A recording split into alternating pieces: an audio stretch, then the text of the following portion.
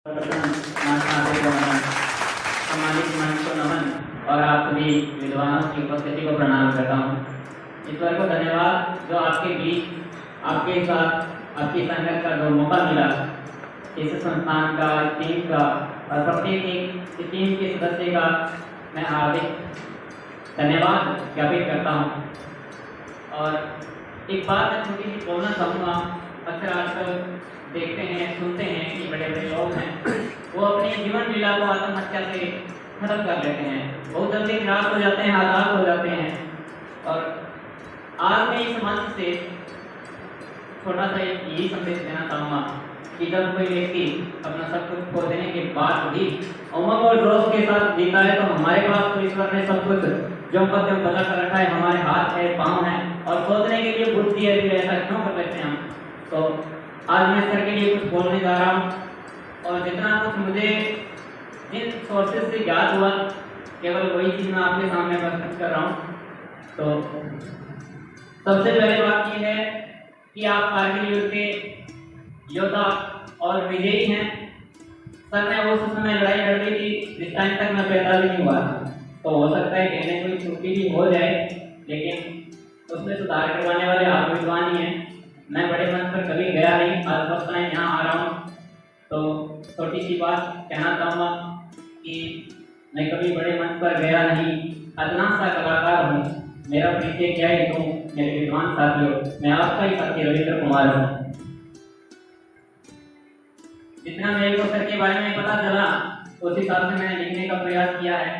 हालांकि गीता गैर भी होती है और कभी कभी सीधी भी बता दी जाती है। जब मेरे जैसे व्यक्ति की आवाज़ हमारी पूरी जैसी हो तो गीत की तरह गाना को संभव ही नहीं होता। तो आप सीधा ही सुन लीजिएगा। हरियाणा का एक लाडला गांव दिन का पापड़ा, बचपन में सुनी थी दादा से कहानियां, बचपन से ही संजोया था सपना सेना में जाने का। 18 वर्ष की उम्र में सच हुआ सपना फौजी बनने का। खुशियां थी जोश था, राष्ट्रभक्ति का मौका मिला।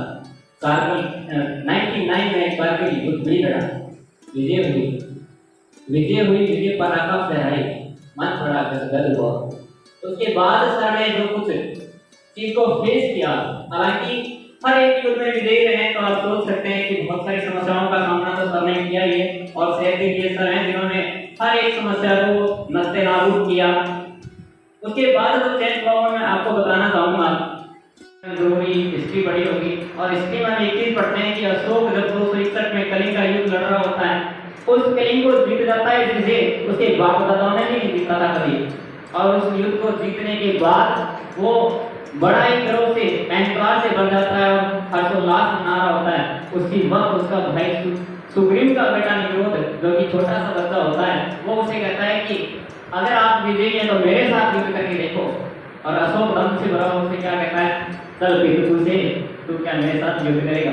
लेकिन उसने एक बात जो कही ना, उसने अशोक को, जो कि रण के अलावा कुछ नहीं जानता था, उसे इतना बड़ा धर्मात्मा बना दिया था। तो जीवन में छोटी छोटी चीजें हमें बहुत कुछ सिखा देती है, केवल अमल करने की बात होती है। और सर के जीवन में भी ऐसा कुछ हुआ था जो आपको मैं अभी बता रहा हूँ, बाद में आप गीता के माध्यम से ही समझोगे कि क्या हुआ था। तो आगे देखिएगा कि 1919 के बाद ऑपरेशन पराक्रम में बम फूटा जिसने हाथ पांव उड़ा दिया। ऑपरेशन पराक्रम में बम फूटा जिसने हाथ पांव उड़ा दिया। लेकिन इतना कुछ होने के बावजूद भी सर ने क्या किया वो सुनिएगा। रोते वीर जवानों को मुझे कुछ नहीं हुआ कहकर अपनी बहादुरी का परिचय दिया। रोते वीर जवानों को मुझे कुछ नहीं हुआ ये कहते हुए बहादुरी का परिचय दिया। बम धमाके की इस घटना ने सबको सहमा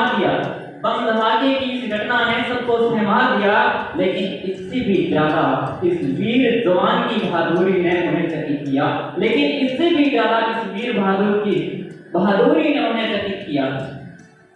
जब सुना की धड़कन चल रही है, अब नहीं मरने वाला शेर हमारा, चीफ ने भी ये उद्घोष किया। यानी कि जब ये सुना कि धड़कन तो चल रही है सच्ची सही से, तो इनके जीभ में एक ही आवाज बोली थी, एक ही बात इनके मुख से निकली थी, अगर धड़कन चल रही है तो हमारा लाडला हमारा शेर अब मौत को भी मौत देकर के, उससे भी मात देकर के लौटाएगा। जब सुना कि धड़कन चल रही है, हमारा शेर नहीं मारने वाला, चीफ ने भी उद्घोष किया, तख्त में तीर हौसलों का जिंदा था, बिन पांव के भी चलने का साहस किया, हाथी की भांति चलना सिद्धांत रहा इनका, हाथी की भांति चलना सिद्धांत रहा इनका।